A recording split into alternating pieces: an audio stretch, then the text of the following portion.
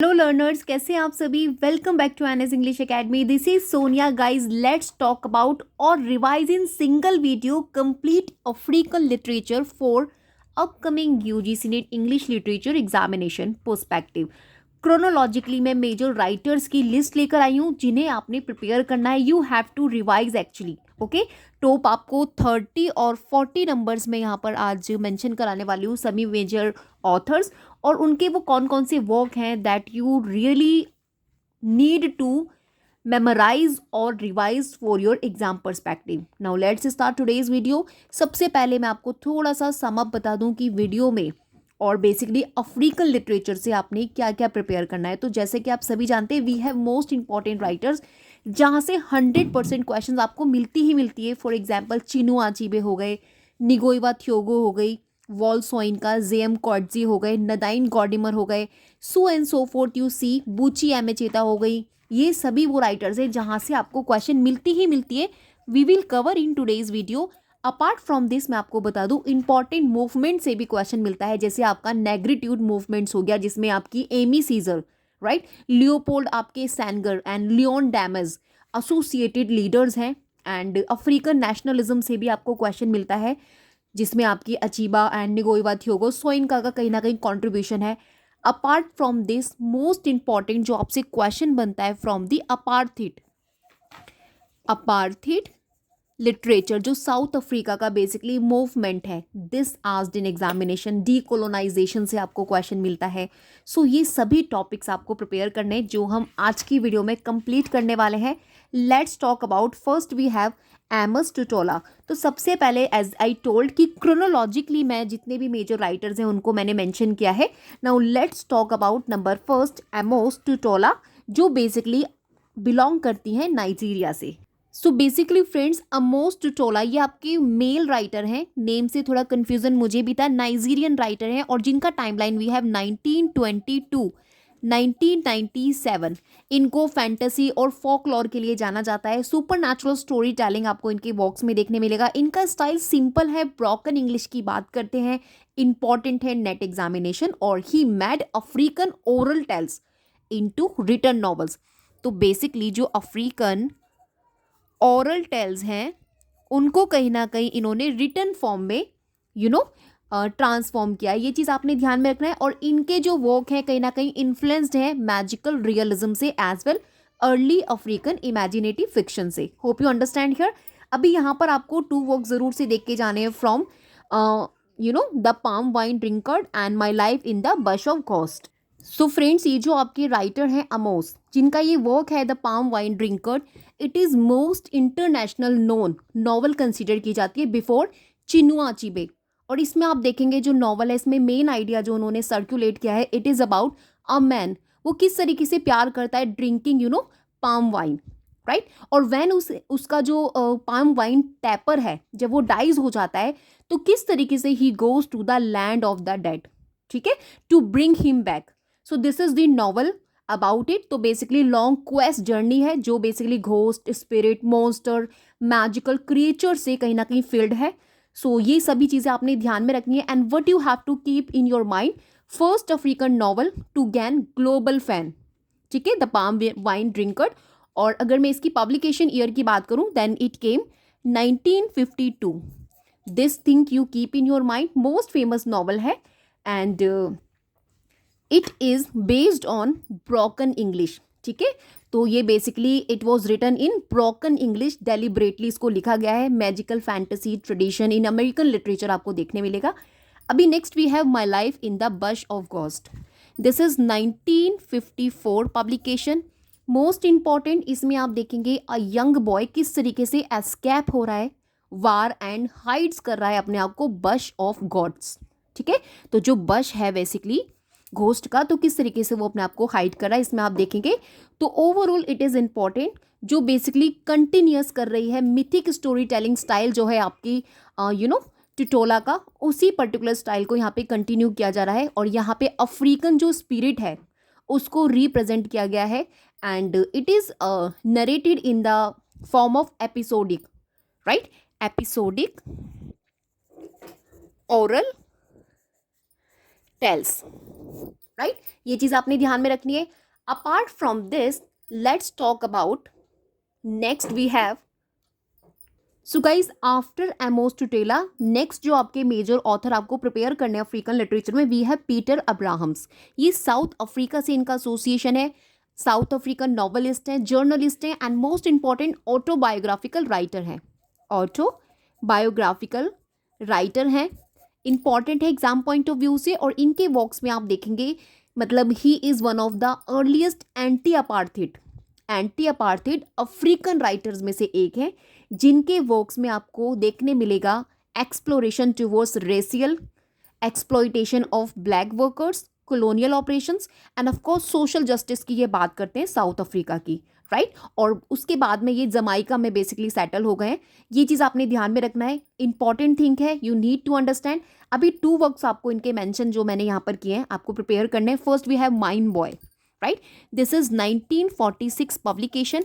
Famous है इनका novel. Foundational text consider किया जाता है साउथ अफ्रीकन अपार्थिड लिटरेचर. मैं आपको बता दूं फ्रेंड्स, अपार्थिड लिटरेचर से आपको प्रॉपर क्वेश्चन एग्जामिनेशन में मिलता है. रिसेंटली भी आप पास्ट पेपर्स अगर चेक करेंगे नेट के, so you see apartheid literature, right, से आपको प्रॉपर क्वेश्चन मिलती है. So this is the novel associated with apartheid literature. Hope you understand. अभी नेक्स्ट वी हैव जो इनका वर्क है. अच्छा, what you have to think about this particular mine boy. तो ये फर्स्ट अफ्रीकन नॉवेल्स में से एक है जहाँ पर अपार्थिड रियलिस्टिकली कहीं ना कहीं एक्सप्लोर किया गया है. मतलब what is the reality of apartheid, उसको डिपिक्ट किया है इस पर्टिकुलर नॉवल में. African novel basically. और यहाँ पे कंडीशंस बेसिकली दिखाई गई हैं ब्लैक माइनर्स की, राइट, और सिंबोलाइज किया है अपार्थिड ब्रुटैलिटी को, right. This is most important word. अभी next we have tell freedom. This is 1954. सो मैं आपको बता दूं, इट्स अ सेमी ऑटोबायोग्राफी है. ऑटोबायोग्राफी, जैसे कि मैंने आपको बताया, आपके जो पीटर अब्राहम है ऑटोबायोग्राफर हैं. सो इनका ये सेमी ऑटोबायोग्राफिकल मेमोर है जिसे अब्राहम ने लिखा है.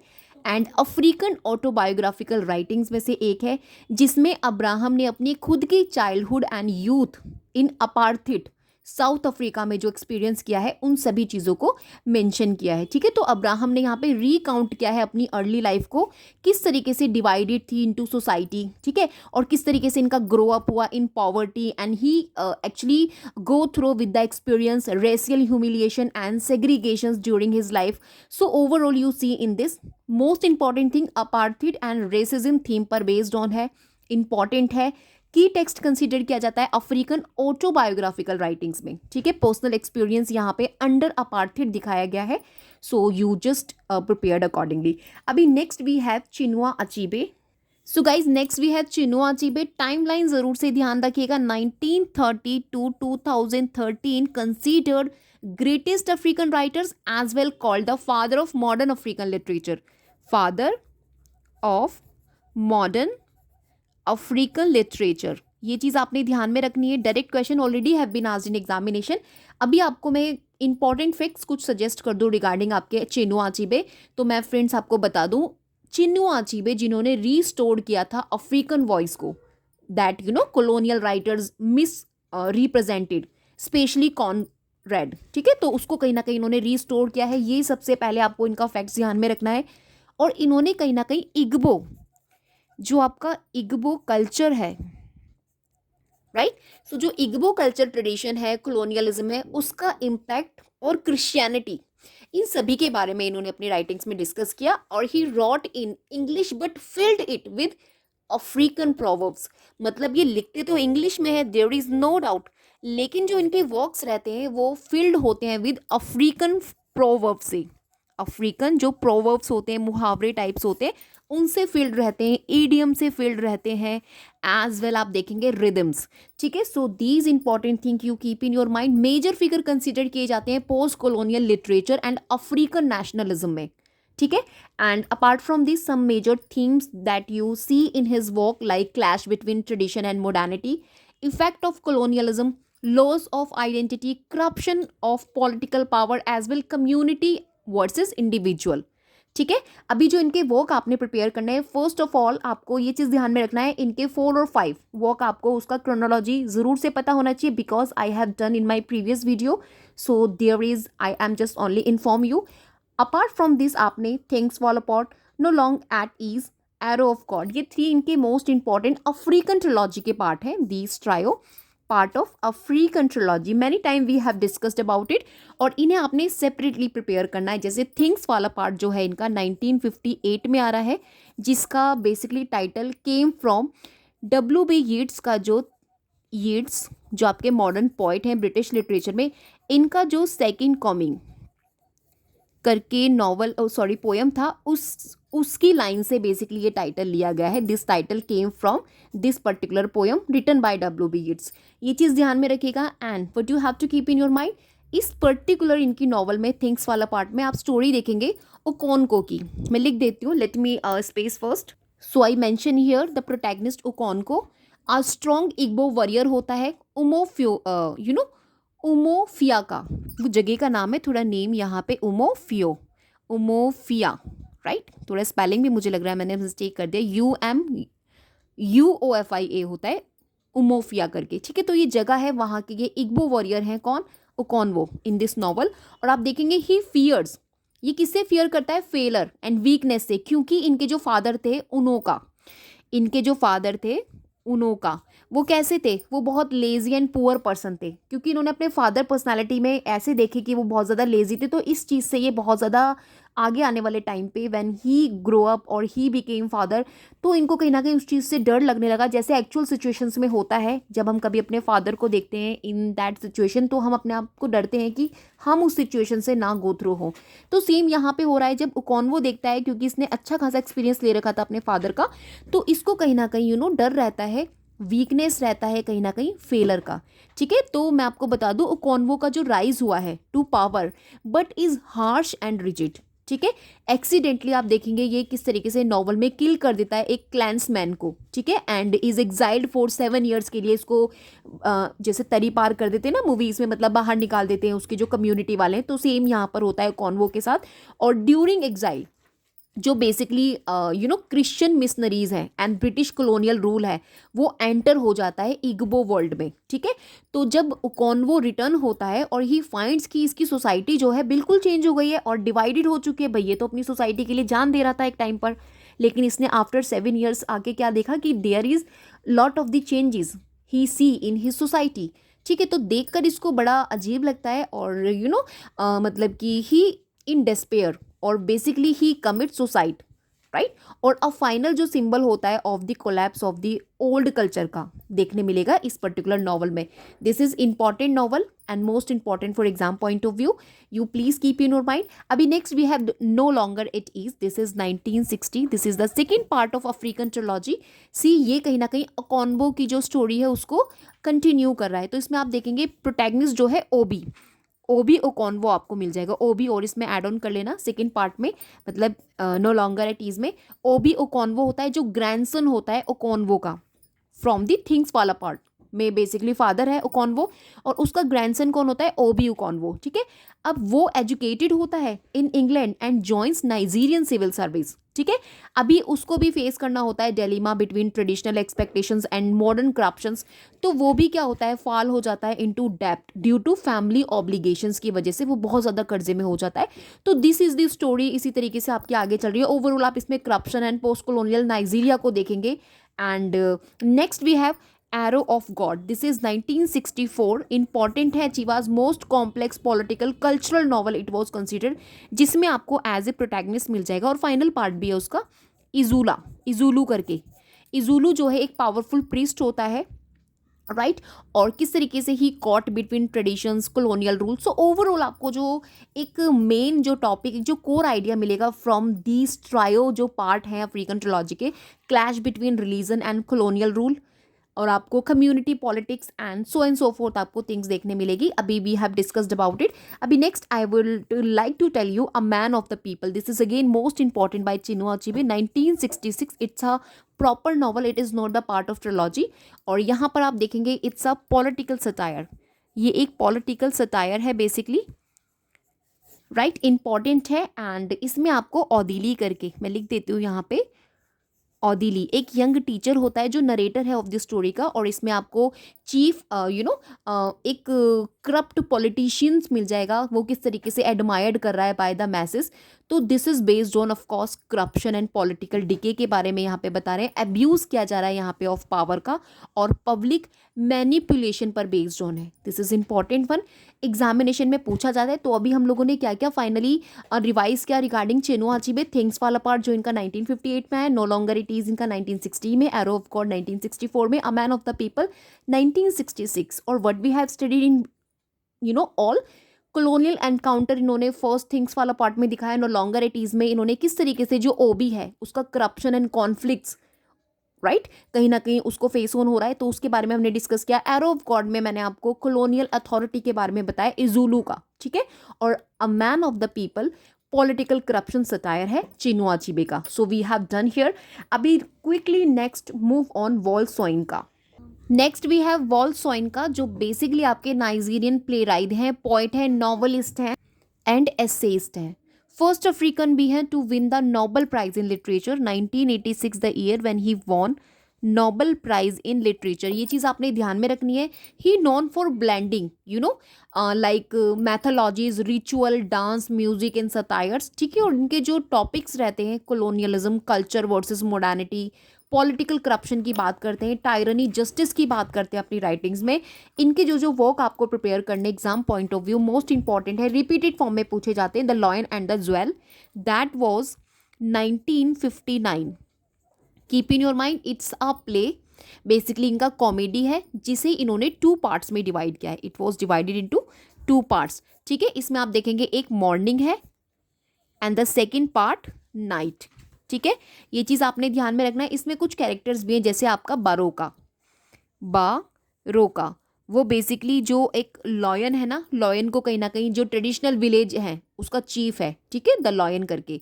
And so more characters we have, और इसका जो सेटिंग है it was set in village, ठीक है, एक विलेज में सेट किया गया है इसका, जिसका बहुत अजीब सा नाम है, you no need to just keep in your mind. And apart from this आप देखेंगे कि जो ये जब एंड हो रहा है तो इसमें किस तरीके से जो सीडी होता है, एक यंग इसमें सीडी होती है, सीडी इसमें एक कैरेक्टर है। तो जो सीडी होती है वो बेसिकली फॉरेन फोटोग्राफर होता है जो किस तरीके से कैप्चर करता है हर ब्यूटी, ठीक है। तो जो यंग सीडी जो होती है किस तरीके से एग्री हो जाती है टू मैरी बरोका से शादी करने के लिए, ठीक है। Hope you understand here. और this is the play about, मतलब इसमें traditions and modernity, image, beauty, ego, यही सभी चीज़ों को पॉइंट आउट किया है। बहुत ज़्यादा डिटेल जाने की जरूरत नहीं है, ओनली टाइटल कई बार आपसे एग्जामिनेशन में पूछा गया है, so that's why I include here. A dance of the forest, this is again important, 1960 publish हो रहा है ये आपका। सोइनका का फर्स्ट मेजर प्ले में से एक है, which was written for Nigeria's independence celebration. तो यहाँ पर क्या हो रहा है, नाइजीरिया की जो इंडिपेंडेंस है उसको सेलिब्रेट किया जा रहा है। ये मोस्ट इंपॉर्टेंट फैक्ट है क्योंकि यहाँ से एसोसिएटेड करके आपसे क्वेश्चन पूछा जाता है, what exactly the reason behind to write particular play by जो भी आपका so and so fourth writer है। तो दिस इज द रीजन। ये जो प्ले है इनका फर्स्ट मेजर प्ले है जिसमें इन्होंने बेसिकली नाइजीरिया की जो इंडिपेंडेंस है उसको सेलिब्रेट किया है।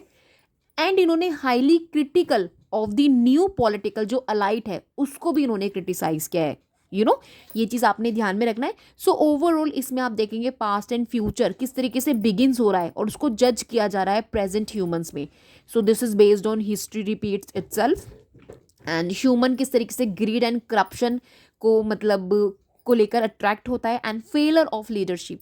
तो यही सभी चीज़ें यहाँ पर इंपॉर्टेंस दी गई है। अभी next we have the man dead, this is 1972। ये इनका प्रिजन मेमोर है, it's a prison memoir, part of autobiography memoir. इसमें आप देखेंगे it was written when Soyinka was jailed during the Nigerian civil war में, जब ये जेल में थे आपके सोइनका। During that time he wrote, Soyinka was imprisoned for 22 months without trial। 22 months तक ये रहे थे जेल में, ये चीज़ आपने ध्यान में रखना है बिना किसी ट्रायल के, ठीक है, और सीक्रेटली इन्होंने ये नोट्स लिखे जो बाद में उनकी बुक फॉर्म में पब्लिश हुए। इसमें इन्होंने ब्रुटैलिटी दिखाई, साइकोलॉजिकल टॉर्चर दिखाया प्रिजन का, एज वेल इन्होंने ऑपरेशंस अंडर मिलिट्री डिक्टेटरशिप कहीं ना कहीं टारगेट किया अपने इस वर्क में। तो ये इनका ऑटोबायोग्राफिकल प्रिजन मेमोर है। एंड फेमस यहाँ पर आपको लाइन देखने मिल जाएगी, the man dies in all who keep silent in the face of tyranny. This is a famous line from this important play, right? अभी next we have Death and the King's Horseman. ये भी इनका important है. This is came 1955. See guys, in chronology I have set, right? And यहाँ पर आप देखेंगे ये जो basically इनका work है, this is the masterpiece based on true, जो basically Yoruba ritual incident है ना, उस पर based on है. योरूबा मैं लिख देती हूँ यहाँ पे, योरूबा, ठीक है। तो योरूबा जो बेसिकली रिचुअल इंसिडेंट है अफ्रीका में, सो it is based on that particular tradition. मतलब कि जब किंग डाई हो जाता है, किस तरीके से जो उसका हॉर्समैन होता है जिसका नाम होता है एल्जिन, उसके हॉर्समैन का नाम क्या होता है, एलिजिन, ठीक है। ये चीज़ ध्यान में रखनी है। मस्ट कमिट रिचुअल, वो क्या कमिट करता है ritual, suicide to accompany him to the after life, मतलब उसको भी मरना होता है। क्यों? क्योंकि वो आफ्टर लाइफ भी कहीं ना कहीं अपने जो उसका किंग है उसको सर्व करेगा।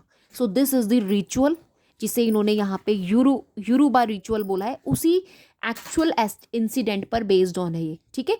तो यहाँ पर किस तरीके से रिचुअल्स दिखाए हैं, कॉलोनियल इंटरवेंशंस दिखाया है, you see, okay. So guys next major figure number 5 we have from African literature, Ngugi wa Thiong'o, जो बेसिकली केन्या से एसोसिएटेड है। 1913 का ईयर ऑफ बर्थ है। यहाँ से क्वेश्चन एग्जामिनेशन में पूछा जाता है, नेशनैलिटी का ध्यान रखिएगा। बेसिकली जो आपके निगोई वा थियोगो है, आप देखेंगे इनके जो वर्क हैं, सबसे पहली चीज़ ये सेंट्रल फिगर कंसीडर की जाती है अफ्रीकन पोस्ट कॉलोनियल लिटरेचर में। इनके जो वर्क है उसमें आपको decolonisation of the mind, right. तो बेसिकली इनको decolonisation of the mind के लिए जाना जाता है। ये चीज़ आपने ध्यान में रखनी है, मोस्ट इंपॉर्टेंट। एंड इनके जो बेसिकली वर्क हैं आप देखेंगे किस तरीके से स्विच्ड हो रहे हैं from English to Gikuyu. Gikuyu एक लैंग्वेज है, राइट। तो इनके work switched from English to Gikuyu language to challenge, क्या चैलेंज कर रहे हैं, कॉलोनियल डोमिनेंस को। और ये फैक्ट मोस्ट इंपॉर्टेंट है एग्जाम पॉइंट ऑफ व्यू से, किस तरीके से इनकी जो ये स्विच कर रही है इंग्लिश टू, मैं यहाँ पे लिख देती हूँ गिकुयू। गिकुयू बेसिकली लैंग्वेज है, ठीक है। तो क्यों इसको यूज़ किया जा रहा है, टू चैलेंज कॉलोनियल डोमिनेंस, ठीक है। तो इनका जो मोस्ट इंपॉर्टेंट ऐसे है डी कोलोनाइजिंग द माइंड करके, मोस्ट इंपॉर्टेंट है। So this is based on it, okay. Frequently पूछा भी जाता है एग्जामिनेशन ऑफ योर, राइट। अभी जो मैं आप लोगों के साथ शेयर करने वाली हूँ और we will discuss here some important work. Weep not child, सबसे पहले 1964 publication. This is many time have been asked in examination. First novel है इनका जिसे इन्होंने माओ माओ अपराइजिंग, जो बेसिकली ड्यूरिंग किया है माओ माओ अपराइजिंग केन्या में, ठीक है। तो यहाँ पर इसका जो सेटिंग है it's a Mao Mao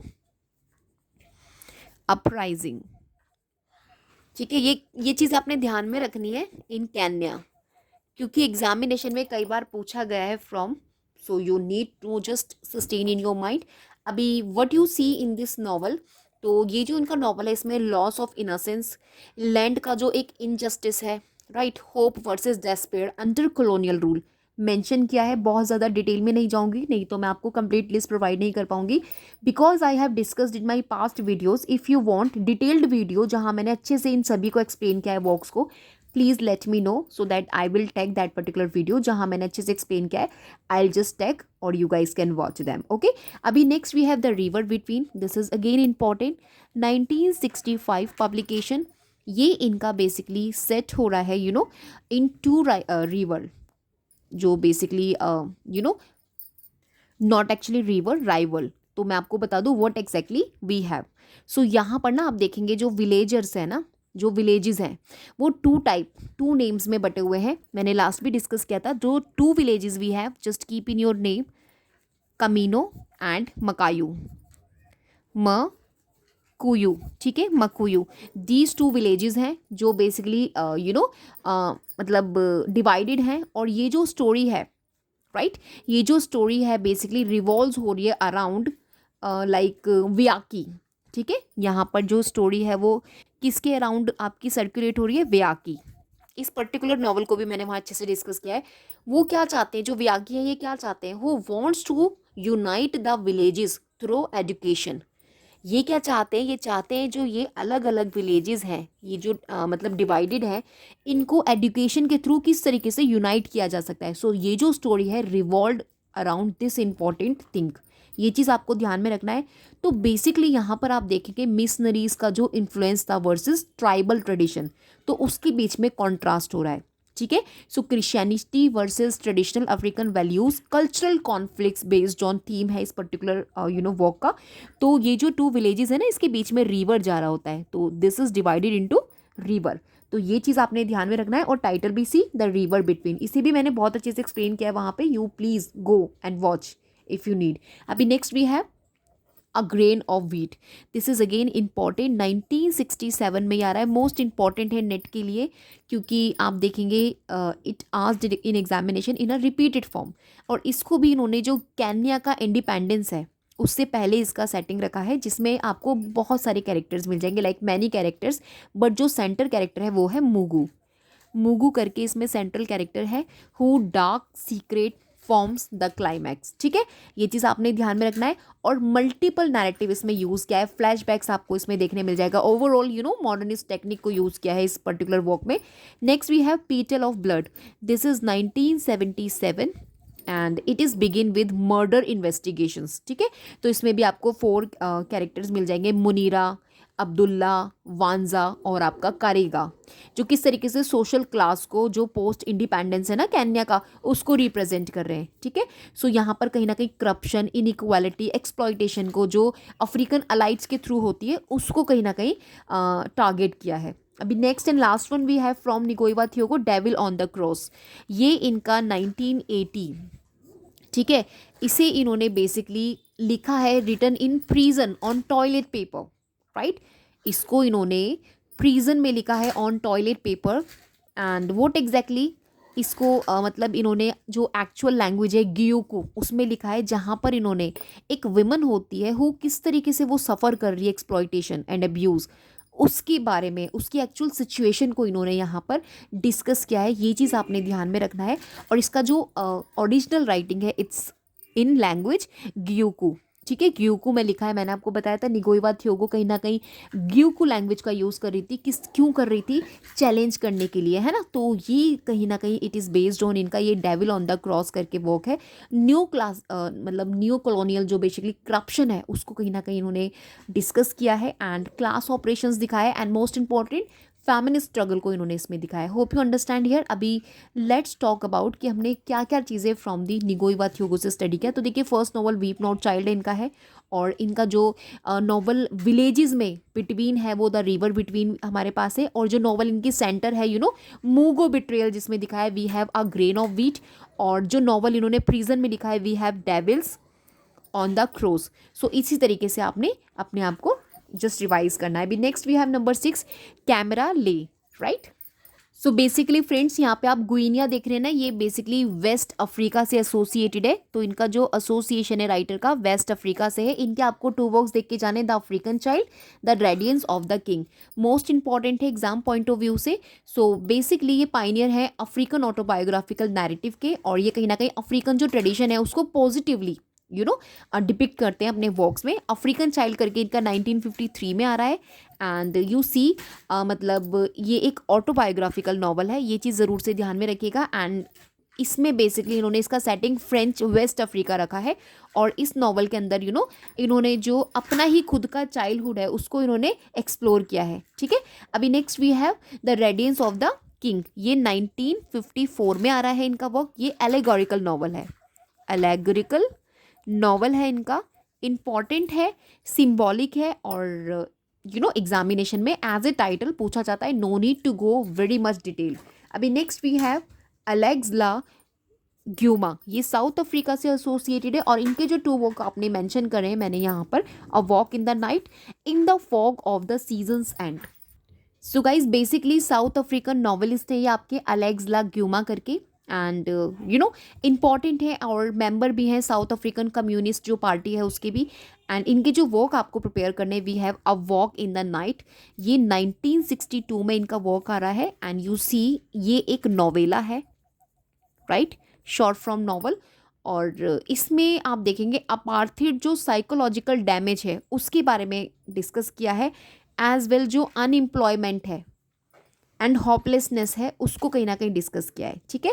no need to go very much in detail, only title important. And the next we have in the fog of the seasons end, ये इनका 1972 में आ रहा है।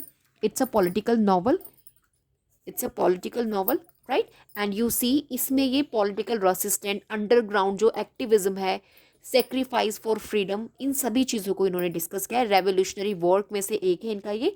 And he demonstrate collective struggle rather than individual hero अपने works में। और examination में क्योंकि पूछा जाता है anti apartheid ideology also, so this is important for that purpose. अभी नेक्स्ट जो हम डिस्कस करने वाले हैं, number 8 we have Bessie Head, Botswana, South Africa. So guys next we have Bessie Head. तो मैं फ्रेंड्स आपको बता दूं ये साउथ अफ्रीकन बॉर्न है, लेकिन ये लेटर मूव्ड हो रहे हैं बोस्टवाना, बोस्टवाना में मूव हो रहे हैं एज अ रिफ्यूजी, ठीक है। ये चीज़ आपने ध्यान में रखना है। Mixed race, child born, right, under apartheid type of आपको देखने मिल जाएंगे इनके वर्क्स में। एंड इंपॉर्टेंट है, फीमेल राइटर है, one of the most respected women voice है अफ्रीकन लिटरेचर की, जो साइकोलॉजी एंड पॉलिटिक्स को कहीं ना कहीं ज़्यादा इंपॉर्टेंस देती है रेदर देन जस्ट कोलोनियलिज्म, ठीक है। और इनका जो ये वर्क है when rain clouds gather, this is 1968 में पब्लिश हो रहा है। ये इनका एक पॉलिटिकल नॉवल है, एज वेल रूरल जो कम्युनिटी नॉवल है वो कंसिडर किया जाता है, जो बेसिकली इन्होंने बोस्वाना विलेज इसका सेटिंग रखा है। और इसमें आपको मखाया करके एक प्रोटैगनिस्ट मिल जाएगा, वो एक साउथ अफ्रीकन रिफ्यूजी होता है, किस तरीके से वो एस्केप कर रहा है अपार्थिड एंड जो अराइव्स हैं बोस्टवाना में उनको। तो यहाँ पर आप देखेंगे जो रूरल डेवलपमेंट हो रहा है, नेशन बिल्डिंग्स हो रहा है, उसके बारे में, रिफ्यूजी का जो एक्सपीरियंस है उसके बारे में, एज वेल जेंडर इक्वालिटी के बारे में इन्होंने बात किया है। You please keep in your mind. और पॉजिटिव अफ्रीकन डेवलपमेंट आपको देखने मिलेगा instead of violence in this work, right, important है। And next we have a question of power, ये इनका 1973 में पब्लिश हो रहा है। ये इनका बेसिकली एक सेमी ऑटोबायोग्राफिकल है, semi autobiographical, this thing you keep in your mind. बोस्वाना इसकी अगेन सेटिंग रखी है, जिसमें आपको एज ए प्रोटैगनिस्ट एलिजाबेथ मिल जाएंगी, एलिजाबेथ, ठीक है, एज ए प्रोटैगनिस्ट मिल जाएंगी। इज सिमिलर टू बेसी हीट्स ओन लाइफ, मतलब क्योंकि भाई semi autobiography, so it's any how depict the story of author herself. Spiritual tournament, colonial guilt, sexual politics के बारे में यहाँ पर बात किया गया है, mental illness, trauma, so and so forth. So ये इनका काफ़ी important and most powerful African feminist novels में से एक कंसिडर किया जाता है। पोर्ट्रे यहाँ पे क्योंकि इन्होंने साइकोलॉजिकल इफेक्ट्स ऑफ रेसिज्म को किया है। एंड ऑफ कोर्स नेट में क्वेश्चन आपसे पूछा गया है African women writers and autobiographical fiction से, सो दिस इज इंपॉर्टेंट। अभी जो नंबर 9 हमारे मेजर ऑथर हैं, वी हैव E.V. अरमाहा, ठीक है। इनका जो एसोसिएशन है वो घाना से है। सो गाइज बेसिकली जो ये आपकी E.V. इनका नेम है, अरमाहा जो है कि घाना से एसोसिएटेड है, जो 1939 जिनका बॉर्न है, ठीक है, द ईयर मतलब ही बॉर्न। अब देखेंगे आप इनके जो वर्क हैं, सिम्बॉलिक, फिलोसॉफिकल और रेवोल्यूशनरी राइटिंग्स इन्होंने दी हैं। पोस्ट इंडिपेंडेंस करप्शन को कहीं ना कहीं टारगेट किया है, मोरल डिके की बात की अपने वर्क्स में। और कहीं ना कहीं जो ये अरमा है की रिप्रेजेंटेटिव कंसीडर किए जाते हैं पोस्ट इंडिपेंडेंस, जो डिसइल्यूजनमेंट था अफ्रीकन लिटरेचर में, वहाँ से इनका एसोसिएशन है। You please keep in your mind. और स्ट्रॉन्गली एसोसिएटेड भी हैं आपके पैन अफ्रीकनिज्म, नेग्रिट्यूड और एंटी कॉलोनियल आइडियोलॉजी से। ये सभी चीज़ें आपने ध्यान में रखना है। अभी जो इनके 2 वर्क्स आपको मैंने यहाँ मेंशन किए, प्रिपेयर करने हैं, the beautiful ones are not yet born, 1968 the year of publication. ये इनका पोस्ट इंडिपेंडेंस पॉलिटिकल नॉवल है, जो डार्क टोन में लिखा गया है, बेसिकली जो घाना आफ्टर इंडिपेंडेंस, ठीक है। तो यहाँ पे आपको एक अननेम्ड मैन मिल जाएगा, जो किस तरीके से ट्राई कर रहा है to stay honest in a corrupt society. So this is the story about corruption after independence, moral decay की बात कर रहे हैं ऑफ सोसाइटी, लॉनलीनेस की बात कर रहे हैं ऑफ द ऑनेस्ट इंडिविजुअल। तो ये एक political independence did not bring ethical liberations को कहीं ना कहीं शो कर रहा है अपने वर्क्स में। एंड जो ब्यूटीफुल वंस है यहाँ पर फ्यूचर होप को लेके सिंबलाइज किया है टाइटल में। और जो नेक्स्ट इनका वर्क है, द 1000 सीजन्स करके, 1973 इसका पब्लिकेशन है। ये इनका एक इपिक है, इट्स अ इपिक और you can say it's a mythic historical novel है बेस्ड ऑन मिथ और इपिक। कलेक्टिव नरेशंस आपको इसमें देखने मिल जाएगा और इसमें रिटेल क्या है 1000 ऑफ अफ्रीकन हिस्ट्री, जो 1000 ऑफ अफ्रीकन हिस्ट्री है उसको रिटेल किया है through a collective African voice. ये चीज़ आपने ध्यान में रखना है क्योंकि ये फैक्ट्स आपसे एग्जामिनेशन में पूछने के कंप्लीट चांसेस है। अफ्रीकन लिटरेचर से डायरेक्ट क्वेश्चन या तो आपको मैचिंग्स में मिल जाते हैं, otherwise examiner asked about the core idea of any novel. और basically we have discuss to the point major works जो आपसे रिपीटेड फॉर्म में पूछे हैं, सिलेक्टेड मटेरियल क्योंकि हम लोग डिस्कस करें so all are important. I will not say कि कोई भी वर्क आपको क्विट करना है जो भी मैंने इंक्लूड किया है अपनी लिस्ट में। सो ओवरऑल ये जो इनका वर्क है the 2000 seasons, so 1000 of back जो अफ्रीकन हिस्ट्री है उसको किस तरीके से अ कलेक्टिव अफ्रीकन वॉइस के थ्रू यहाँ पे मेंशन किया है, ये चीज़ आपने ध्यान में रखना है। और ये आपका एक prophetic and visionary novel consider किया जाता है। स्ट्रॉन्गेस्ट स्टेटमेंट है of course African cultural revival को लेकर इन लिटरेचर में, सो एंड सो फोर्थ। ठीक है, अभी next we have Nadine Gordimer, one of most repeated in examination of your associated with South Africa. So guys Nadine Gordimer मैं आपको बता दूं important exam point of view से South African writer में से एक है। नोबेल प्राइज भी इन्हें लिटरेचर में मिला है 1991 में। Nobel prize in literature keep revise these facts regarding this particular और important writer from African literature. One of the strongest literary voice consider किए जाते हैं अगेंस्ट अपार्थीड। ये चीज़ आपने ध्यान में रखनी है, अपार्थीड। ठीक है, एंड व्हाट वी हैव इनके जितने भी फिक्शंस हैं उसमें आप देखेंगे पॉलिटिकल ऑपरेशंस, मोरल एम्बिगिटी और वाइट लिबरल जो गिल्ट है, स्ट्रगल फॉर जस्टिस, ये कहीं ना कहीं शो करते हैं। सेंट्रल फिगर कंसिडर किए जाते हैं south African anti apartheid literature के। सेंट्रल फिगर हम इनको कंसिडर करते हैं आपके नदाइन गॉर्डिमर को, जो आपका एंटी अपार्थीड लिटरेचर जो बेसिकली मूवमेंट है एसोसिएटेड विद इट। और इनकी जो नॉवेल्स है ये फीमेल है, आप इस चीज़ का ध्यान में रखिएगा क्योंकि नेम से पता नहीं चलता, but when we studied them in a proper manner then we understand ये फीमेल है नदाइन गॉर्डिमर। और मैं आपको बता दूं एग्जामिनेशन में इनको लेके फ्रिक्वेंटली क्वेश्चंस आपको पूछे जाते हैं। और इनकी जो नॉवेल्स रहती है ना साइकोलॉजिकल साइड्स को कहीं ना कहीं टारगेट करती है, नॉट ओनली पॉलिटिकल एक्टिविज्म की बात करती है। अपार्थीड थीम एसोसिएटेड है आपकी नदाइन गॉर्डिमर के वर्क में। जो मैं यहाँ पे वर्क मेंशन की हूँ द कंजर्वेशनिस्ट, जो इनका 1974 में पब्लिश हो रहा है, ये इनका एक पॉलिटिकल नॉवल है। बुकर प्राइज भी इस पर्टिकुलर वर्क को मिला है and same year 1974 Booker prize मिला है इस वर्क को, द कंजर्वेशनिस्ट। और इसमें आपको ना मेहरिंग करके एक wealthy white South African industrialist मिल जाएंगे जो किस तरीके से buy a farm to conserve nature. ठीक है, तो लेकिन ही डज नॉट अंडरस्टैंड कि जो लैंड है और उसके जो पीपल है मतलब उनको नहीं समझ पाता, बस वो उसको कंजर्व करता है नेचर के लिए। लेकिन किस तरीके से आगे ये नॉवल फॉलो हो रही है, सो ओवरऑल आप यहाँ पे देखेंगे land ownership and racial exploitation, collapse of white power, hypocrisy देखेंगे लिबरल कैपिटलिज्म की। So this is powerful allegory जहाँ पर वाइट कॉलोनियल कंट्रोल को क्रम्ब किया गया है। Hope you understand. And the most important Burger's Daughter, ये इनका 1979 में आ रहा है, 1979 द ईयर ऑफ पब्लिकेशन। ये भी इनका एक बायोग्राफिकल नॉवल है। Apartheid south Africa basically exile in Europe से एसोसिएटेड इसका सेटिंग रखा है, जिसमें आपको रोज़ा मिल जाएंगी। रोज़ा द एज ए कैरेक्टर आपको इसमें मिल जाएंगी, जो डॉटर होती है एक famous communist anti apartheid activist जो लियोनल बर्गर होता है ना, उसकी डॉटर होती है। और वो किस तरीके से स्ट्रगल कर रही हैं अपने पेरेंट्स से, पॉलिटिकल लेगेसी उनकी, और उसका जो अपना खुद का ऑन रोल है फ्रीडम मूवमेंट में, तो कहीं ना कहीं इसको दिखाया गया है। तो ओवरऑल आप देखेंगे चिल्ड्रन का रेवोल्यूशनरीज वे दिखाया है इस पर्टिकुलर नॉवल में, पॉलिटिकल रेसिस्टेंस दिखाया है, एग्जाइल दिखाया है, बिलोंगिंग्स दिखाई है, सेल्फ डिस्कवरी दिखाई है, and most important internal conflicts इसके अंदर डिस्कस किए हैं वाइट एंटी अपार्थीड एक्टिविस्ट के। Hope you understand here. So आपने ये सभी चीज़ें ध्यान में रखनी है। और जो नेक्स्ट वर्क है इनका इंपॉर्टेंट वन, जुलाइज पीपल करके, I am just writing here July's People इनका नेक्स्ट और है जो नेक्स्ट पेज पर है, मैं यहाँ लिख देती हूँ friends. Another work July's people जो इनका 1981 में पब्लिश हो रहा है, पॉलिटिकल डेस्टोपियन नॉवल है, इंपॉर्टेंट है near future South Africa during civil war, black and whites का जो चल रहा था ड्यूरिंग दैट ये नॉवल आया है। और इसमें किस तरीके से जो फ्यूचर है कोलैप्स हो रहा है ऑफ अपार्थीड, सो उस पर इन्होंने बेस्ड ऑन ये वर्क लिखा है। पावर डायनामिक कंप्लीटली आपको इसमें देखने मिल जाएगा। So this is important, examination में कई बार टाइटल आपसे पूछा गया है, you please keep in your mind. Nadine Gordimer का पॉलिटिकल बेसिकली वर्क है एंड पब्लिकेशन ईयर मैंने आपको मेंशन कर दिया।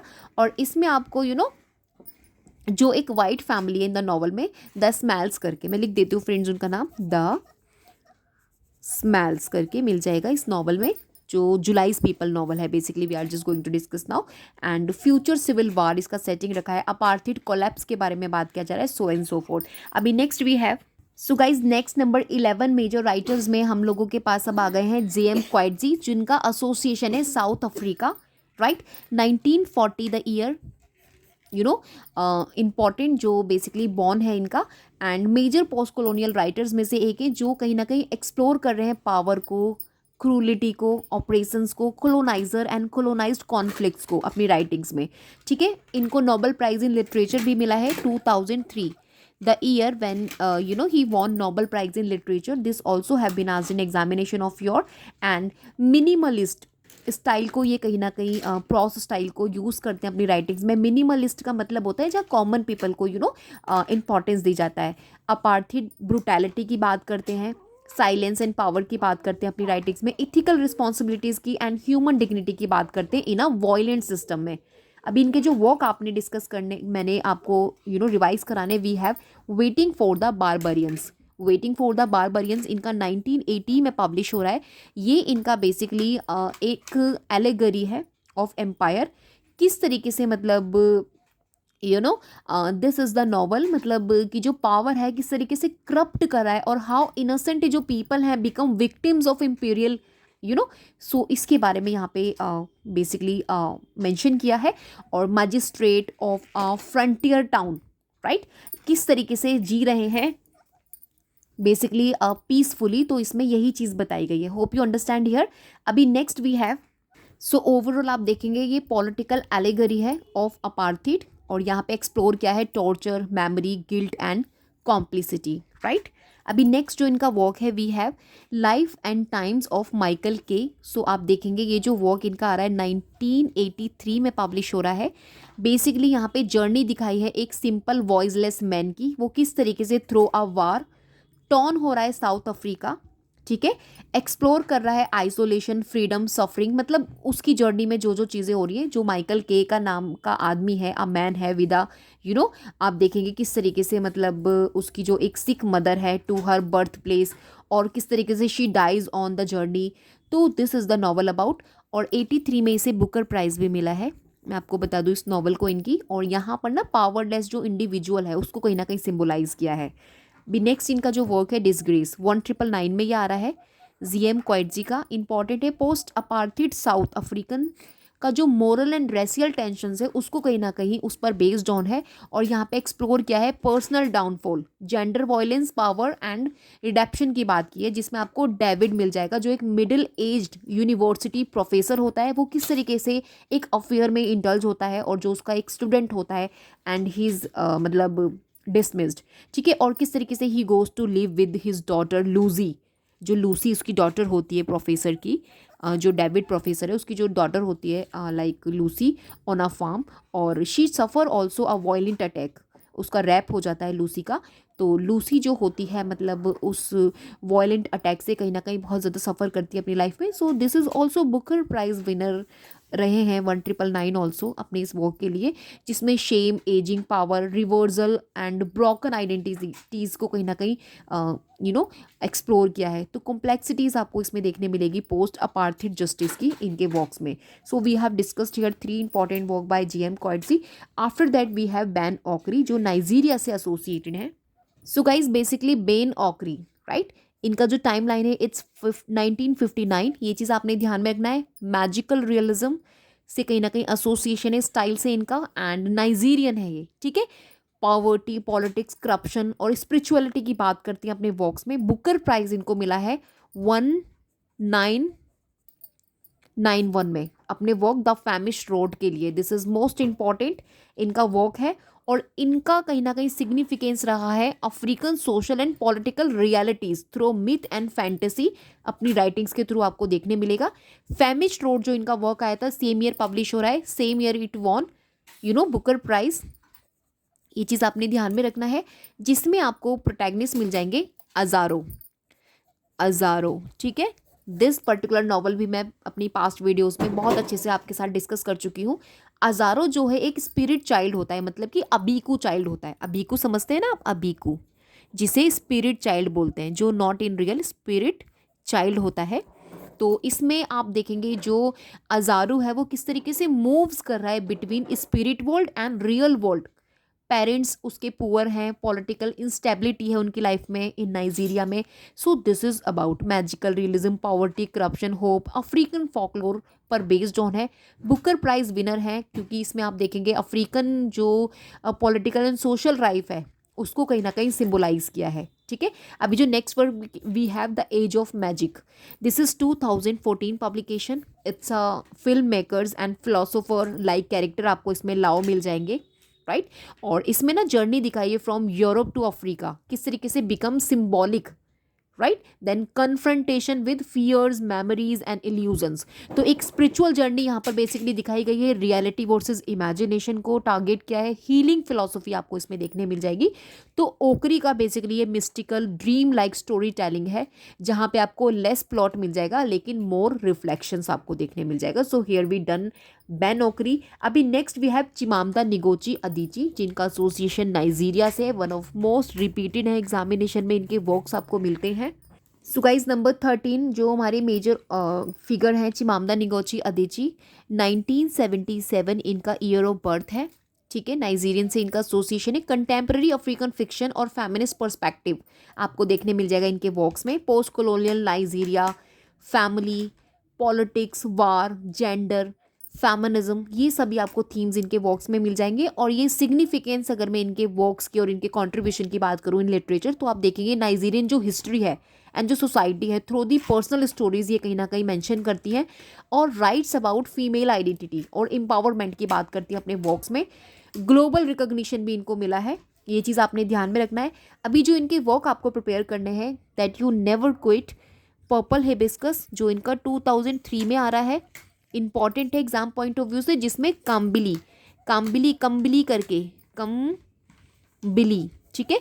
कम्बिली एक गर्ल होती है जो 15 ईयर्स ओल्ड होती है, और वो किस तरीके से इसमें जो ना life in a wealthy but abusive family में, उसकी जो लाइफ है एक वेल्दी है लेकिन एब्यूजिव फैमिली में कैसे वो एक्सपीरियंस कर रही है। उसके जो फादर है बहुत स्ट्रिक्ट है, कंट्रोलिंग है, लेकिन उसकी मदर किस तरीके से साइलेंट है। कम्बिली क्या लर्न कर रही है, freedom and voice while visiting aunty Ifeoma, अपनी आंटी के यहाँ पे चली जाती है जिनका नाम होता है इफेमुआ, ठीक है। ये चीज़ आपने ध्यान में,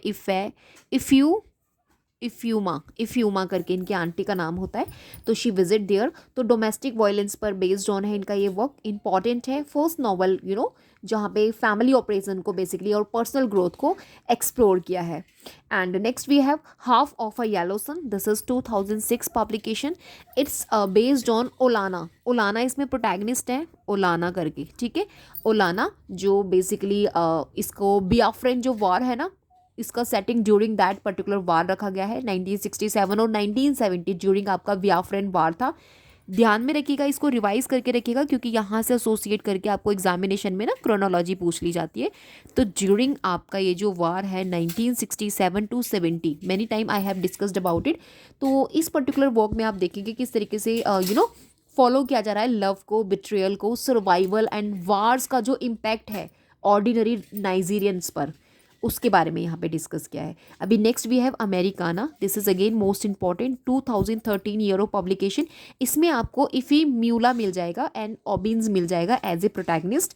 इफ़ी म्यूलू जो होता है वो किस तरीके से मूव करता है फ्रॉम नाइजीरिया से अमेरिका जाता है और एक्सपीरियंस करते हैं वहाँ पे race, identity and cultural differences का, तो उस पर बेस्ड ऑन है। तो इमिग्रेशन पर बेस्ड ऑन ये बेसिकली नॉवल है, जहाँ पर मॉडर्न अफ्रीकन डायस्पोरा एक्सपीरियंस को मेंशन किया है। ठीक है। इंपॉर्टेंट वर्क हैं चिमामदा निकोची अदीजी के। एग्जामिनेशन में आपसे रिपीटेड फॉर्म में ये तीनों ही वर्क पूछे जाते हैं किसी ना किसी फॉर्म में, आप इसको ध्यान में रखिएगा। अभी नेक्स्ट जो मेरे 14 नंबर के मेजर ऑथर्स हैं, जे नोजीपो मारिन, ठीक है। ये जिम्बाब्वे से इनका एसोसिएशन है और इनका जो वर्क है a letter for my daughter, इसे आपने ओनली टाइटल अपने माइंड में सस्टेन रखना है। सो बेसिकली ये एक ऑटोबायोग्राफी है, ये चीज़ आपने ध्यान में रखना है। A letter for my daughter autobiographical work है, ठीक है। इंपॉर्टेंट है एंड कहीं ना कहीं connection between tradition and modern life को मतलब आपको देखने मिलेगा। इंपॉर्टेंट है, just keep in your mind, और the year it came 1996, okay. Only title you need to just keep in your mind. अभी next we have Imbolo Mbue, ठीक है। इनका जो एसोसिएशन है वो कैमरून से है और इनका जो वर्क आपने प्रिपेयर करना है only work behold the dreamers, जिसका बेसिकली पब्लिकेशन 1981, राइट, 1981 में ये पब्लिश हो रहा है। और इम्पॉर्टेंट है एग्जाम पॉइंट ऑफ व्यू से, नो नो नो नो, 1981 में तो आपके जो ऑथर है ना ये बॉर्न हो रहे हैं, sorry for this blunder mistakes of mind. So you see ये जो वर्क है ये तो 2016 में आ रहा है, very recently this published, okay, behold the dreamers, right. अभी आप देखेंगे कंटेम्प्रेरी नॉवल है एंड यहाँ पर ना जेंडी जोंगा करके एक कैमरोनियन जो इमिग्रेंट है वो न्यूयॉर्क में और अपनी फैमिली के साथ किस तरीके से मतलब वहाँ पे एक्सपीरियंस को फेस ऑन कर रहा है। So it is based on it. तो इसमें ना हाईलाइट क्या है, struggle with legal status, poverty and hope for the better life. तो American dreams versus reality based on novel है, मॉडर्न अफ्रीकन डायस्पोरा लिटरेचर का पार्ट है। और ये जो आपके ऑथर हैं इम्बोलो बू करके, तो आप देखेंगे इनका जो बेसिकली कंट्री है वो कैमरून और यूएसए से इनका एसोसिएशन है। Immigrant life, American dream, inequality themes पर ये अपने वर्क्स लिखते हैं और contemporary novel diaspora literature association है इनका, ठीक है। अभी नेक्स्ट वी हैव सेफी अत्ता जो नाइजीरिया से एसोसिएटेड है और इनका जो वर्क आपने ओनली प्रिपेयर करना है everything good will come. So guys ये फीमेल ऑथर है, राइट, फीमेल ऑथर है, basically gender roles and societal expectations की बात करती है, मॉडर्न पोस्ट कॉलोनियल नाइजीरिया की बात करती है। और इनका जो ये वर्क है एवरीथिंग गुड विल कम, ये इनका 2005 में पब्लिश हो रहा है। सी ये इनका जो नॉवल है it's based on feminist and coming of age पर बेस्ड ऑन है, जिसमें आपको कैंडिडा मिल जाएगा, राइट। कैंडिडा आपको जो मतलब फॉलो कर रही है, कैंडिडा जिसे कैंडी भी बोलते हैं, जो एक गर्ल है किस तरीके से ग्रोइंग अप कर रही है पोस्ट इंडिपेंडेंस ऑफ नाइजीरिया में। और वो यहाँ पे एक्सप्लोर किया है उसका फ्रेंडशिप विद एनीटन के साथ। एनीटन होता है जो उसका फ्रेंड होता है, अनदर गर्ल होती है from a different societal background. और दिस इज स्टोरी जहाँ पर आपको वुमेन का स्ट्रगल दिखाया गया है for independence and self expressions की बात की गई है पेट्रियार्टिकल सोसाइटी में। तो आप देखेंगे this is the novel based on contemporary African women's fiction and feminist perspective से लिखा गया है, African society perspective. So overall you just keep in your mind, okay. So guys number 17 जो मेजर राइटर्स में से क्रिस्टोफर ओकीबो, नाइजीरिया से इनका association है, नाइजीरियन है, 1932 the year when born and poet है, टीचर है and modernist African poetry basically से एसोसिएशन है इनका। One of Africa's most important जो मॉडर्निस्ट पोइट्स हैं उनमें से एक है और इनका जो ये वर्क है ना that is the part of poetry, pros poetic narrative है। एंड लैबिरिंथ जो इम्पॉर्टेंट है कलेक्शन है पोएम्स का बेसिकली, जहाँ पर spiritual journey and existential questions को टारगेट किया है। So this is a collection of poetry, ठीक है। ये चीज़ आपने ध्यान में रखना है, तो क्योंकि आपके इंपॉर्टेंट पोइट हैं क्रिस्टोफर आपकी ओकीबू, okay.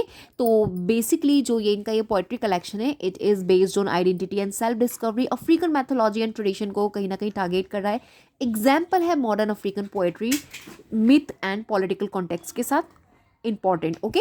You please keep in your mind this is a poetic narrative, only you need to understand what exactly it is, no need to go very much in detail. अभी next we have number 18 Gabriel ओकारा, इनका भी Nigeria से association है और इनके 2 works आपको prepare करने हैं, I have mention there. So guys ये भी आपकी नाइजीरियन है गैब्रियल ओकारा, ठीक है। और 1921 the year when she born and poet है, नॉवेलिस्ट है, जर्नलिस्ट भी है, मॉडर्न अफ्रीकन लिटरेचर और अर्ली पोस्ट कॉलोनियल राइटिंग से एसोसिएशन है इनका।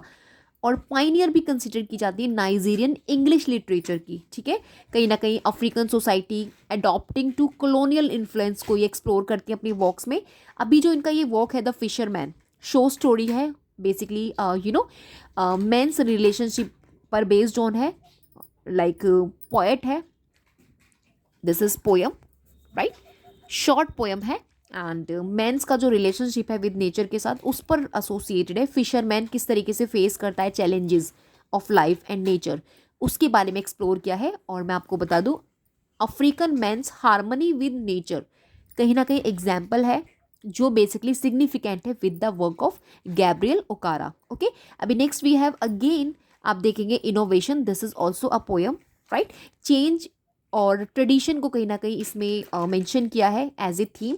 यहाँ पर कम्युनिटी किस तरीके से रिएक्ट करती है टू न्यू इन्वेंशंस और मॉडर्न आइडियाज़ को, this is based on it. ठीक है, so hope you understand here. अभी another we have the voice, you can see here, जो इससे पहले मैंने आपको भी बताया था ना, वो इनका एनोवेशन करके है, यू सी, यू नो। तो बेसिकली ये जो इनका पोयम है द वॉइस करके, ये इनका कल्चरल आइडेंटिटी सेल्फ एक्सप्रेशन पर बेस्ड ऑन है। इनके सिर्फ आपको वर्क ज़रूरी है, आपको बहुत डिटेल में स्टडी नहीं करना है, इसलिए मैं आपको इसका ज़्यादा इन्फॉर्मेशन नहीं आपके साथ शेयर कर रही। Only just you need about, it's a poem, it's a short poem. Okay, अभी next we have Dennis Brutus, ये साउथ अफ्रीका से एसोसिएशन है, और a simple lust. So guys ये भी पोयम है। तो बेसिकली यहाँ पे मैंने कुछ पोएम्स आपको सजेस्ट किए from African literature, can be आज in examination of your, right. तो इसमें भी human desire in a simple and honest form में कहीं ना कहीं डिस्कस किया है, ह्यूमन डिज़ायर एंड इमोशंस की बात की है। So no need to just go very much in detail. अभी जो नेक्स्ट हमारे हैं Toni Morrison, one of most important. So guys मैं आपको बता दूँ, टॉनी मॉरिसन इतनी इंपॉर्टेंट है, अमेरिकन है बेसिकली इनकी नेशनैलिटी, अमेरिकन लिटरेचर में भी हम इनको स्टडी कर लेते हैं, तो अमेरिकन है ये। और 1931 to 2019 this is the timeline. Toni Morrison novelist, editor और प्रोफेसर रही हैं। अफ्रीकन अमेरिकन एक्सपीरियंस कहीं ना कहीं and slavery, you know, she talked about in her writings. और कॉम्बिनेशन आपको इनके वर्क्स में मिल जाएगा रियलिज्म, फॉकलोर, साइकोलॉजिकल डेप्थ का। First African American women consider की जाती है जिन्हें नोबेल प्राइज इन लिटरेचर मिला है 1993 में। ये सभी आपने फैक्ट्स अपने माइंड में सस्टेन करने हैं regarding Toni Morrison. And what you have to keep in your mind, personal and collective African American history जो है कहीं ना कहीं इनके वर्क्स में देखने मिलती है। अभी जो इनका most important work we have mention here, Beloved 1987। I have discussed many time in my previous videos, summary भी मैंने इसका प्रॉपर वीडियो बना के, you know, I have just suggested you with important point, you know, that you need to know about for your exam perspective. So ये basically इनका जो novel है, इसका जो सेटिंग है आफ्टर अमेरिकन जो सिविल वार है वहाँ पे रखा है, जिसमें आपको एज ए प्रोटैगनिस्ट सीथी मिल जाएगी। सीथी जो है प्रोटैगनिस्ट होती है, वो किस तरीके से फॉर्मली इंस्लेव्ड वुमन होती है और किस तरीके से उसको हॉन्ट किया जाता है by the ghost of her dead daughter, जिसका नाम बिलव्ड है इन दिस स्टोरी। ठीक है, तो यहाँ पे trauma of slavery, motherhood, memory and guilt के बारे में बताया गया। स्लेवरी का क्या बेसिकली रोल रहा है ड्यूरिंग दैट पीरियड, क्या क्या फेस करना पड़ा, क्या क्या एक्सप्लॉइटेशन हुआ जो जितना भी because of that slavery. So all the things you see in this work, memory, motherhood का अपना रोल, अपना इंपॉर्टेंस दिखाया गया है, आइडेंटिटी दिखाई गई है, हॉन्टिंग दिखाया गया है। And most important thing is that this particular work won Pulitzer prize in 1988। Very next year this particular work Pulitzer prize इसको मिला है, राइट। सो वैसे तो अमेरिकन लिटरेचर में भी स्टडी टॉनी मॉरिसन, क्योंकि इनके वर्क्स में आपको एक्सप्लोरेशन देखने मिल जाएगा, you know, and talked about African American women, so that's why I include here. And next we have song of Solomon, this is 1977। See ये इसमें जो बेसिकली मैकॉन एक मिल्क मैन होता है, जो मतलब उसकी जर्नी बताई गई है, वो किस तरीके से डिस्कवर करता है फैमिली रूट्स। ठीक है, तो ये भी यहाँ पर भी अफ्रीकन अमेरिकन कल्चर्स को, वहाँ की हेरिटेज को, आइडेंटिटी को एक्सप्लोर किया है। ब्लूएस्ट आइज इनका अगेन इंपॉर्टेंट है, 1970, राइट। इसमें आपको पिकोला करके मिल जाएगा, एक यंग ब्लैक गर्ल होती है, उसकी जो डिज़ायर होती है blue eyes to be beautiful. ठीक है, तो यहाँ पर आप देखेंगे इंटरलाइज्ड किया गया है रेसिज्म एंड कलरिज्म को, कलरिज्म, कलर की यहाँ पे बात की है। तो यहाँ पर you know, you just need to understand only major facts regarding beloved, most important for exam point of view. Otherwise you can just 5 or 6 numbers of work you can prepare in chronology manner written by Toni Morrison, right. These are important. And next we have Maya Angelou, 21, I know why the cage birds sing. So guys ये भी आपकी American ही है,